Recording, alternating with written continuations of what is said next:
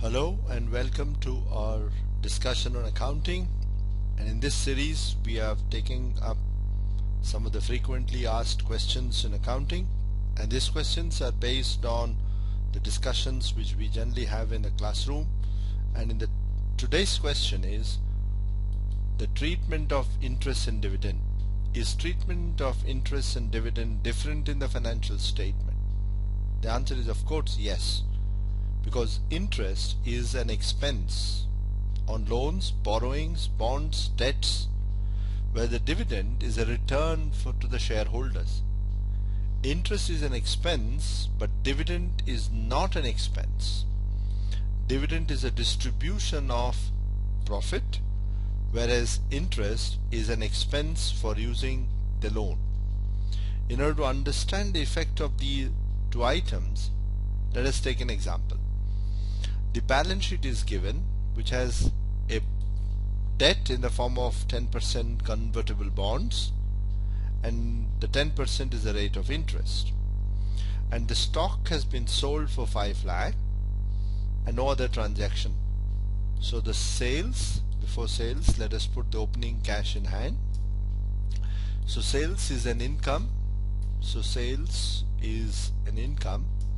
and let us assume that entire sales is for cash, and whenever there is a sales there has to be cost of goods sold, and the cost of goods sold is the cost of the entire stock. So the stock will become zero at the end of the year. No other expense except interest. So interest is 10% on the convertible bonds, so 10% of convertible bonds, and let us assume that interest has been paid fully during the period. So if no other transaction there, the total expenses for the period is 260. So profit before tax is equal to 240. The tax rate is 30%, and let us assume the tax is calculated on PBT, and tax is also paid during the period, so it is an outflow. And the profit after tax, therefore 240 minus 72,000, so 168,000. So you can see that till now, while determining the PAT, we have not included or deducted the dividend, but interest has been deducted from the income. Now this profit will become eligible for distribution of the dividend. For that, let us find out how much profit is available. So the total profit available for distribution is the current profit and the opening profit, and the company declares dividend.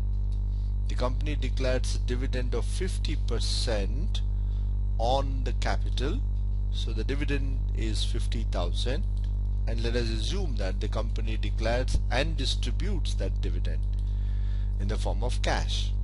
So the retained profit is equal to 368 minus 50, and the retained profit will be shown or transferred to the balance sheet. Our income statement is done. Let us complete the cash flow statement.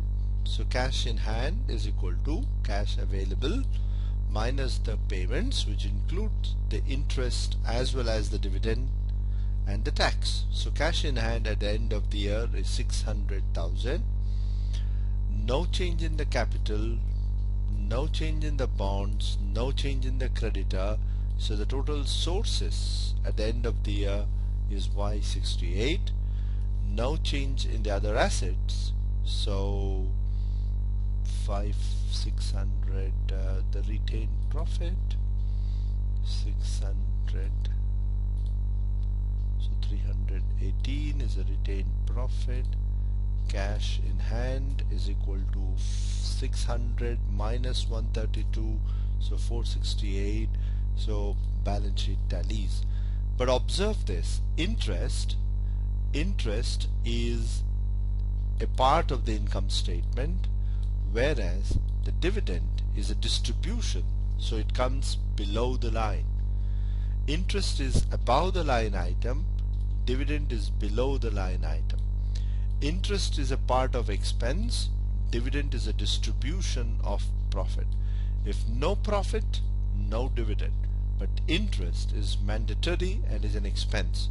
However, both interest and dividend are the cash outflows if they are paid during the period. If interest and dividends are not paid, then they will appear on the sources side as a liability. So to recap, we say that interest is an expense, dividend is a distribution of profit. Interest is above the line, where the dividend is below the line. Interest is a charge against the income, dividend is appropriation of profit. However, both interest and dividend are the cash outflows if they are paid immediately. If not, they are shown on the liability side of the balance sheet. Thank you very much.